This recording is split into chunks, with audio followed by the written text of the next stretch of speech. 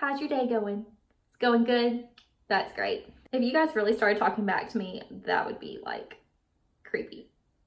So what's up guys? Welcome back to my channel. I'm Angel, and today I kind of wanted to discuss the things that I believe you need to know about giving birth. Okay, so here's the first thing. If you are planning on getting the epidural, it is going to take them at least an hour to get to you with that medicine. So if you want the epidural, ask for it as soon as you feel like you need it. Do not wait, because it is going to take them a hot minute to get to you. So first things first, let's just get this pain out of the way. Next thing I would suggest is you eat before you go to the hospital. All right, let me just tell you a quick story. When I was in labor with my second daughter, I was literally having contractions at home, and before I went to the hospital, I had spaghetti because I'm like, I know when I get to the hospital, they are not going to feed me, and I'm going to be going forever without food. So make sure, even if you're having contractions, try to eat something before you go to the hospital. And I am so glad I had that spaghetti because I didn't get to eat until the next day at breakfast time, like after I'd given birth, because all they had to give me after I pushed my baby out was some crackers. So yes, please eat before you go to the hospital because you will be super hungry if you don't. Next thing is have your bags packed before you go to the hospital. I literally had my hospital bag packed like at 36 weeks. Yeah, I was an early starter, but whatever. So what I did to make that manageable, because I know some of the stuff we want to pack in our bags we still are going to be using, so I got a toiletry bag and I just kind of put everything that I would need to take to the hospital in that bag, and then I lived out of that bag until I came home from the hospital. So I would just take it out, use it, and then put it back in the bag. And then the day I went into labor, all my husband had to do was go in the bathroom, zip it up, and put it in the suitcase. And then I had like clothes packed beforehand. Just, you don't really need anything fancy. You're just going to the hospital. So I have a whole video on that. I'll link it down below for you guys. But yeah, just have a backpack before you go to the hospital. Next thing you need to know before you go to the hospital is you need to remember to breathe. Breathing during contractions is probably the most important thing you can do because it honestly does help. It helps relax your body.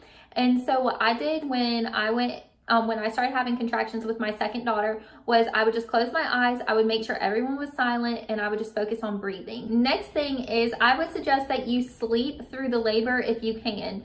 So I labored at home, and what I did with both my pregnancies is I just tried to like sleep through the early contractions, because when the contractions start getting stronger, it is going to get harder to go to sleep.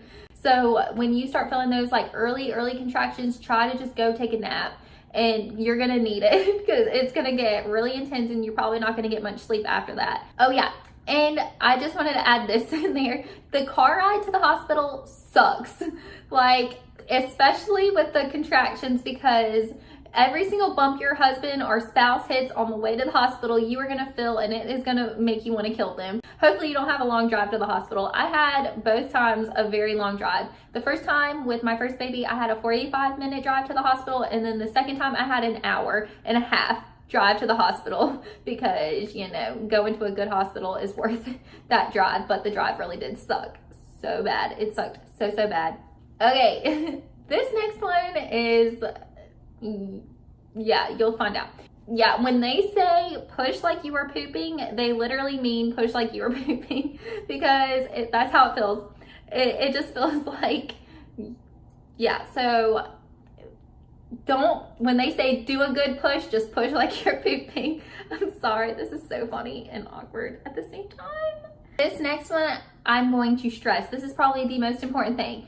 You need to listen to your body. Do what your body is telling you to do. I know the nurses are there to coach you and help you through things, but if you need a break, tell them. Be like, I need to take a break. I can't push right now. I need to catch my breath. Just listen to your body and communicate with the people who are trying to help you deliver this baby, because they're just there to help you, but they can't read your mind. So if you need a break, take that break. Tell the people who are there that you need to take a break, and they'll probably just be like, all right, take a breather and let me know when you're ready.